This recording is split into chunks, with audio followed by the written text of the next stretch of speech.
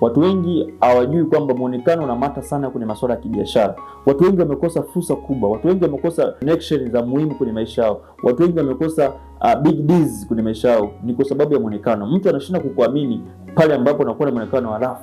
Kwa hiyo hakikisha unakuwa ni mtu ambaye una muonekano mzuri kwenye biashara yako au kwenye kitu ambacho unakifanya. Unapokuwa na muonekano unavutia fursa kwenye maisha yako, lakini pia unafanya watu wakuamini zaidi, lakini pia unafanya watu wazidi kufanya ubia na wewe. Kwa hiyo muonekano unamata sana kwenye biashara. Na muonekano unaweza kuwa na muonekano wa nje, lakini pia muonekano wa sauti. Sauti yako inasikikaje kwa watu? Unaongea nini kwa watu? Vile vitu unavyoongea vinafanya wakupatie connection au wakunyime connection. Kwa hiyo hakikisha unakuwa ni mtu ambaye unaonekana vizuri. Na kuna muonekano, hatusemi kwamba ununue nguo za gharama, ni wewe unavyojiweka kwenye biashara, unavyojiweka sokoni. Kuhakikisha unakuwa ni mtu ambaye una muonekano mzuri sana na utaweza kulipwa sana.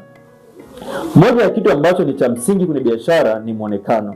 Watu wengi wanapuuzia muonekano kwenye biashara zao. Utakuta mtu anaenda kazini, yuko rafu. Unakuta mtu anaenda kwenye kampuni au anaenda kwenye kikao, yuko rafu. Vile vitu vinamata sana. Haijalishi unaenda sehemu gani, usivae marapa, usivae vitu ambavyo havina muonekano mzuri. Kwa ukifanya vitu kama vile unakosa fursa na unakosa connection muhimu. Watu wengi wanaamini katika muonekano mzuri. Zile unavyoonekana vizuri ndio jinsi ambavyo watu wanakupatia fursa zaidi. Kwa kama unakuwa unapuuzia masuala ya muonekano, anza leo kuwa mtu ambaye unaonekana vizuri. Popote unapopita, popote unapoenda kwenye kikao, hiyo kwenye kazi, popote unapoenda utapata fursa, utapata connection, utapata kuaminika. Ni pale ambapo utakuwa na muonekano mzuri. Muonekano una nguvu kubwa sana. Na watu watakukumbuka zaidi jinsi ulivyoonekana ulipokutana naye. Kwa hiyo atakukumbuka zaidi jinsi ambavyo ulikuwa umedress nguo zako, jinsi ambavyo unaongea. Kwa hiyo ni muhimu sana kuzingatia kama unataka kufika mbali katika masuala ya kibiashara.